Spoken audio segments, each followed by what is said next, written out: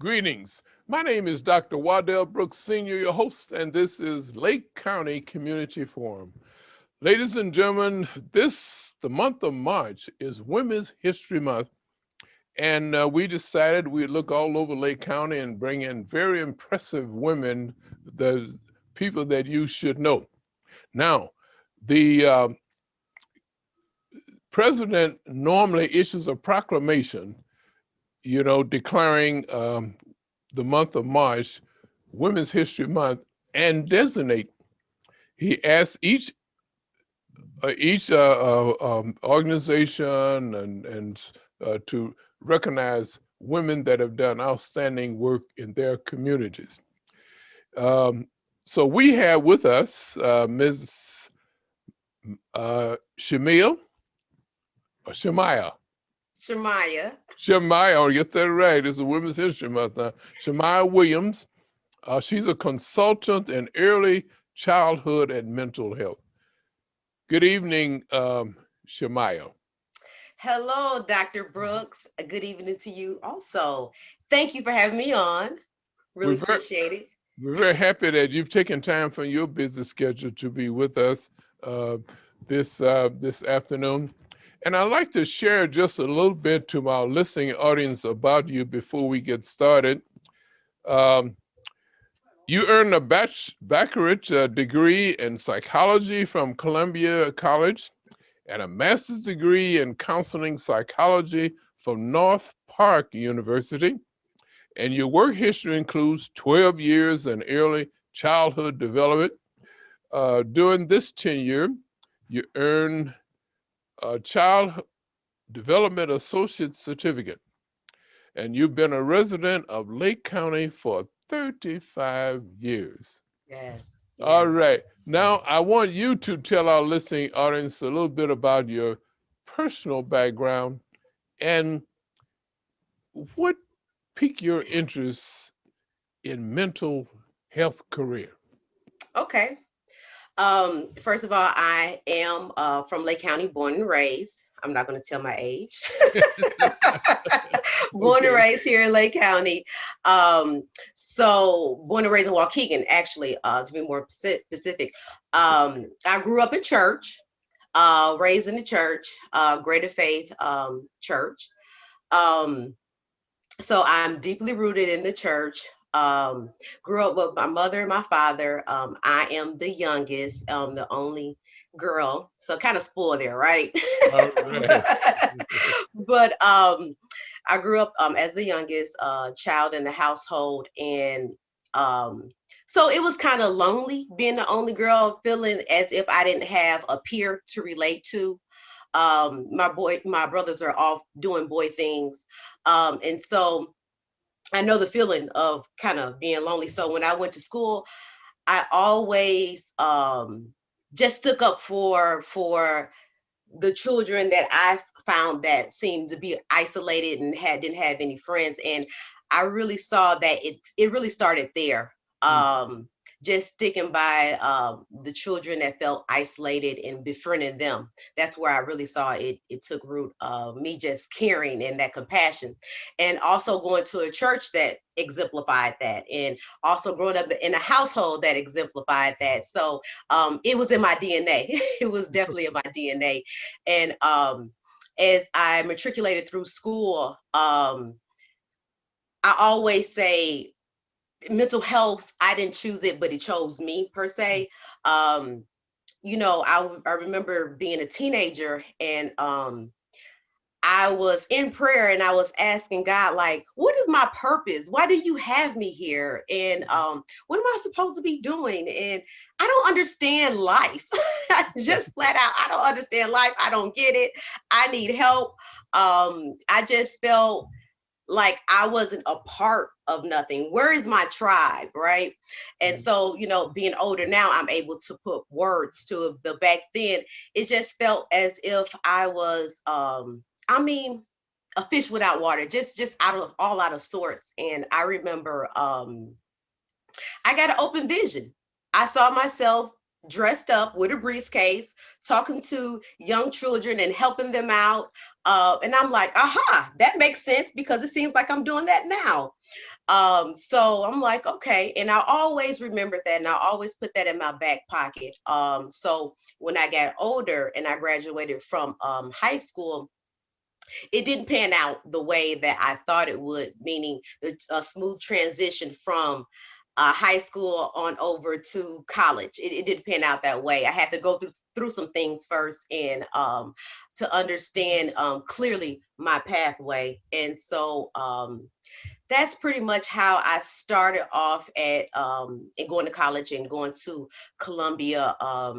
University of Columbia and matriculating on up to my master's degree. And I'm back in school now for my PhD. And I'm currently enrolled in University of Florida, getting my clinical counseling degree and pastoral studies. This is fantastic. I was kind of raised up the same way you were. I was the only child, not just the only male, but the only child. And It's a rough. lot of people say I was spoiled. Yeah, it's rough out there, Dr. Brooks. It's rough out there. They don't know. Right. So I kind of, at 17, I left home, and the rest is history. It's either Yeah. the military or school or work. Wow. So I chose the lesser of the two. I chose school. So Yeah. here Yeah. I am. Uh, but what about mental health? Why is it necessary? We have a lot of youngsters, at-risk students that are written off at, by the high school. And why do you think the school write them off? You're absolutely right. And we're definitely going to go into that. But Yale Child Studies Center, they Hmm. showed African Americans are 3.6 likely to get suspended Hmm. and expelled, more so related to Caucasian Mm. students. And note this, that 26% of African Americans, they make up the child care enrollment in each center across the nation. So that's huge. That's huge. And why is that? So I always say this, it's not a one size fit all, right? Hmm. So you have we're looking at different lenses and different traumas, especially from different ethnicities, right? Hmm. African Americans, they had their own struggles, and slavery, being ostracized, marginalized in society, as we still see today. Okay. And sometimes that does carry over to the classroom. Sometimes we have our parents that still holding on to traumas just in that family, Mm. let alone generational traumas, but just holding those traumas just in that family. And they haven't worked it out within themselves to provide a more nurturing environment for that child. And so that's why I'm here. Now, there's certain elements that a child needs. Uh, you can enlarge upon them, empathy, I guess, love, and support. If they're not getting that, they will find other ways in the community to get involved with them. But those are very important points, and there are probably a zillion others items that they need, to for support, Hmm. Hmm. to stay That's out of difficulty. Yes, especially environment is one of the plays a huge role inside of the living quarters where they reside, right? So that's environment. So the internal, that's something totally different. But I believe, Dr. Brooks, if we as individuals could work on the inside, it will show on the outside. Okay. And I definitely believe that. Um, it's just like, us, going to school, paving the way and making a better life for ourselves, right? And for others and to support others in our community. That's why, we go to school. So when we do that, um, we have a sense of hope for ourselves and for others. But when you go every day from day to day, from being beat down, depressed, and don't have a sense of hope or faith Mhm. within your livelihood, where does that really lead us? Tell us about your position as Caregiver Connection. Yes. So I am the early childhood mental health consultant for Caregiver Connections. Okay. So my jurisdiction, of course, is Lake County. So what Caregiver Connection, how does it operate in the community? Is first of all, we give support to the directors and the providers in each child care center. So my population is from 6 months to 5 years of age. So I work with the teachers, I work with the directors, I also work with the parents. So it's a wraparound approach, and it's also a holistic approach, and it is all relationship based. So I'll go into the classroom and I'll do an observation, ask a couple of questions with the teacher. Then after that, we'll all come together, and I will provide a consultation for the center, and we will come up with an action plan, and we will execute the action plan, and just to look through a different lens, helping the providers to look through a different lens for the support of the child. I'm going to fast forward this. We only have 30 minutes, and you're doing very well. Thank And you. I'd like to, you're interested in becoming an entrepreneur. Yes, who told you that? Yes.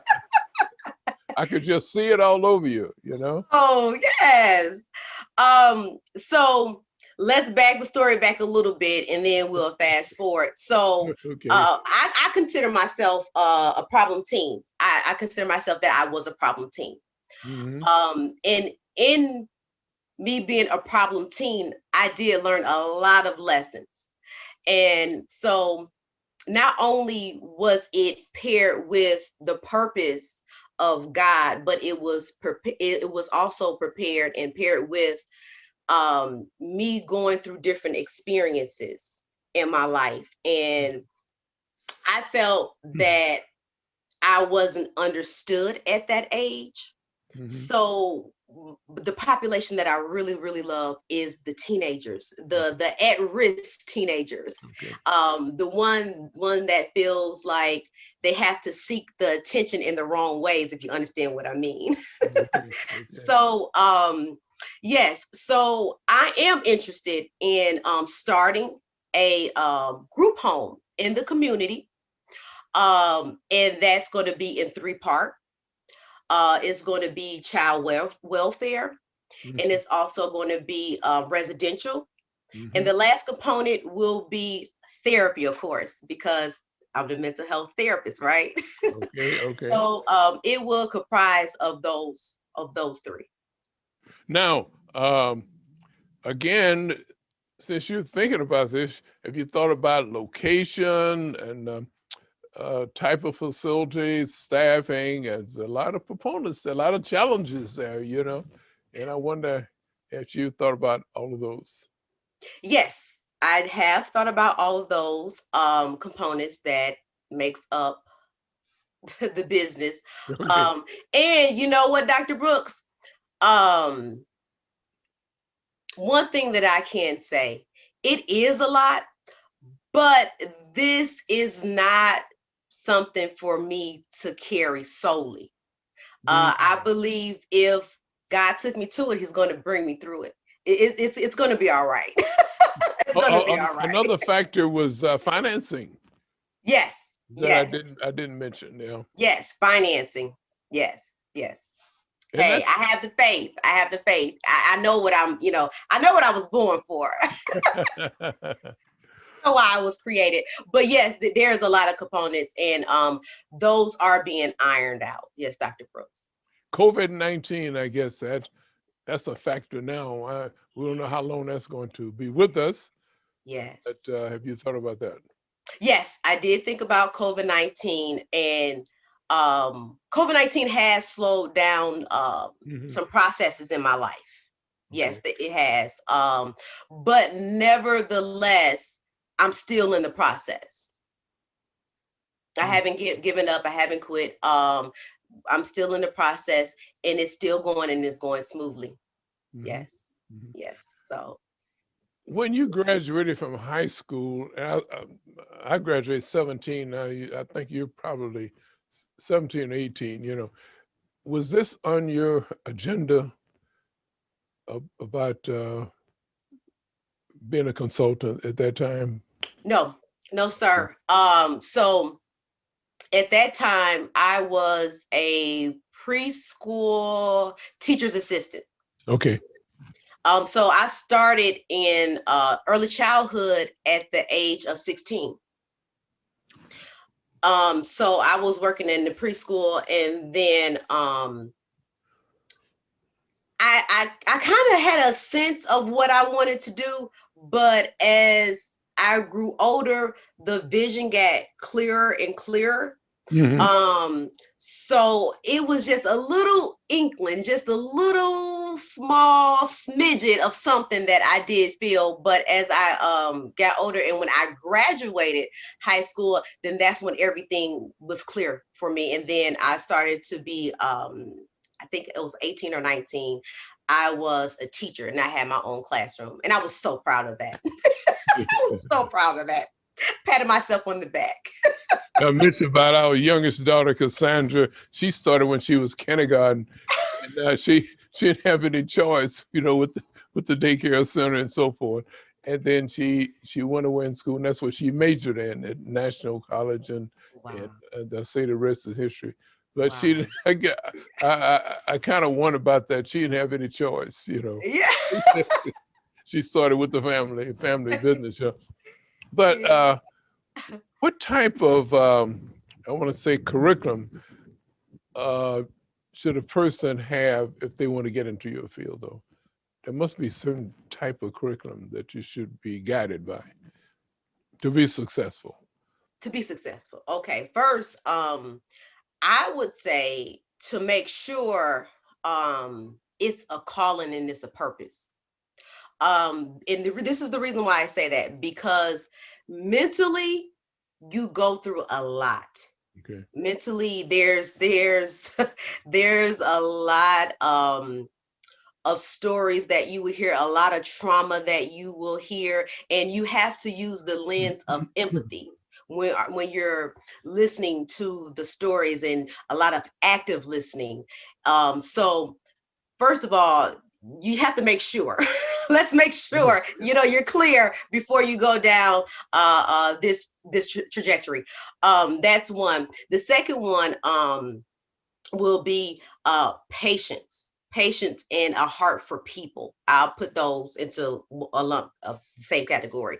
Patience and just have to have a heart for people, because sometimes just because somebody goes to 6 sessions, it's not, ta-da, I made it and I have arrived.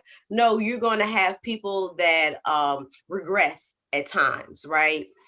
So that's where the patient comes in in understanding and that lens of empathy. And that's what I would tell somebody. Definitely have those components. Mm-hmm. We think of the whole family's been affected, but back to at-risk students again. The whole family, which is the spouses, the children, and so forth.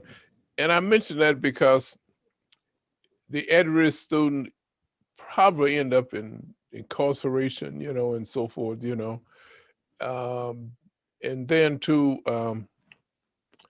then what happens there? I hesitated because I noticed I was on a committee in the court system, and they decided that what could they do to keep at-risk students from being incarcerated. So they developed drug court, and they developed a mental health court, and so these are, and I thought this was very, very, very important that they when you have committees, you come up with this because we know that the prison system is overcrowded and costly and this type of thing, you know. But now we do have in the system the mental health court and also drug court Hmm. to Hmm. deal with at-risk students, Yes. at-risk adults or whatever, you know, to keep from Yes. being incarcerated. Yes. Would you get involved in counseling in that area? Um, I would.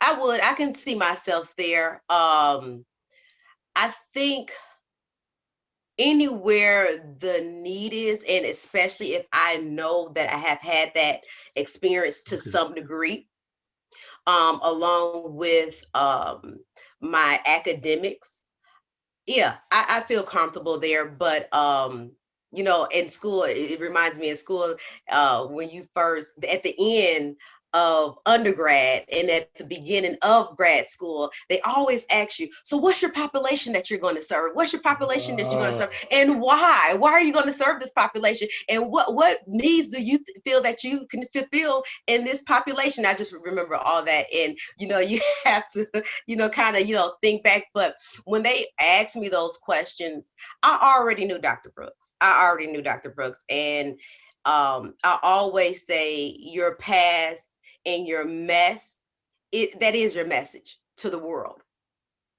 That is now, your message to the world. did race ever play a factor, or is it still playing a factor in the mental health treatment? In the mental health treatment? Oh, yes, absolutely, absolutely. Um, if we look at mental health, we know the father of mental health, they always say, is Freud, Sigmund Freud, right? He is the Okay. father of mental health. So in mental health, they always say, this is a old white man's field. Mm. Okay, they always say that. So, and that's what I always kept hearing and kept hearing and kept hearing. But I did not let that deter me from reaching the goals that I was born for. Mhm. So when I walk into certain centers or when I walk into certain arenas, do I get the looks? Do I feel that the insidious biases that I experienced, are they still there? Absolutely, absolutely. But one thing that I can say, Dr. Brooks, when you know who you are Mhm. and you have the tools and the arsenal that you can begin to work with people, just let your work speak for you. Mhm. Mhm. Uh-huh. Fantastic. Well, what you think you may be 5 years from now? um I could definitely see my own practice, Okay. definitely soaring in my own practice, um and changing lives, you know my young people, right? My at-risk youth, Okay. one by one, one by Mhm. one. Mhm. And I think that is one of the things that I feel that we are lacking in Lake County, is a program that looks like us and can provide so many um, plethoras of avenues so the student can be engaged and achieve, and not only engage and achieve, but soar in their own environment, if you will. So that's my intent. That's my But intent. women versus men in that field.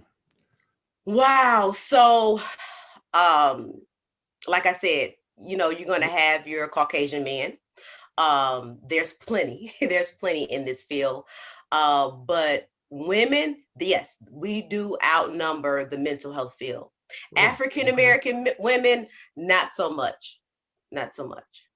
Is there any reason why you think Um, they're the less? only thing that I could come up with, Dr. Brooks, is um, majority of, and not all, but majority of African Americans, they don't embrace the counselors. They don't embrace the mental health field.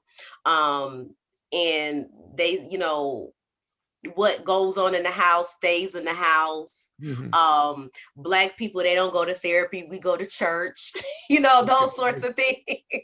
Okay. Those sorts of things that I've heard, and that that was told to me. Those sorts of things. And um it's true to a certain point, but there's nothing wrong to of getting extra help. We don't have to suffer, and we have all these different avenues and resources that are out here provided for us that we can utilize. And Mhm. majority of the service, it's no charge, especially my role at Caregiver Connections. It's through the state. It's a grant through the state. And when I get called out, it's no charge to the family. It's no charge to the daycare center. Um, and so it's just so many different services that are out there that we can utilize. Now, what about funding from the state? Is it still, are they still funds there? Are they cutting back on funds? In early childhood, with the centers themselves, yes, they are. They are. But my position, I'm not sure if they're cutting back on the funds, but this year, our fiscal year, it was fine. So nothing was being cut back. So we were still receiving our grant.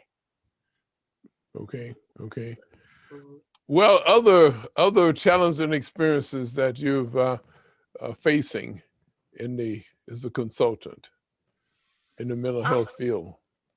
Um, so we could go back to when I go into childcare centers, right? And Okay. they call their early childhood mental health consultant, and they pick up the phone, hello, and yeah, it's me, an African American lady. Hi, here to serve you, and happy to.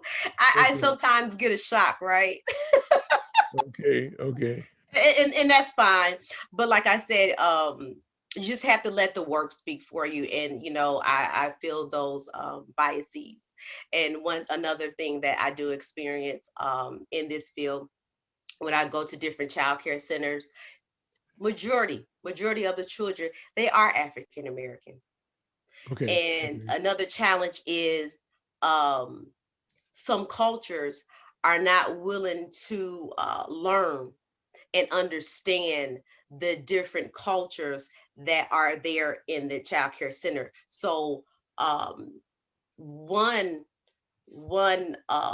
thing that I like to support in, and one thing that I do support in, is psychoeducation, to Hmm. teach them about diversity, to teach them about our culture. But sometimes it's always a culture inside of a culture. So that's why we need to Hmm. yield and listen to the parents and where they came from and what's going on inside of the home, so I we only can have 30 seconds left, but I have to throw this in. sure, sure, Just 30 seconds. sure. My wife's a medical tech. That's what she started with, before she went into early childhood education, right? Okay. And she would go up to, I won't name the facility, but she would go up to take their blood, and one elderly white female would refuse to let her take the blood. They had to send downstairs to get a white technician to come up and take her blood. And Ooh, I'm just wondering, now this is 2021, wow, and we still going wow, through with it. Okay, wow. thank you very much. I had to get Thank you that for in. having me. Thank you for And having me.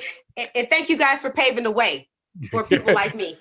thank you. Yes, Ladies and gentlemen, this has been Shamia Williams, yes, working on her doctor's degree yes. in the mental health field. She volunteered to come with us on Women's History Month to share her challenges and experiences. This has been Lake County Community Forum. My name is Dr. Wadell Brooks Sr., your host.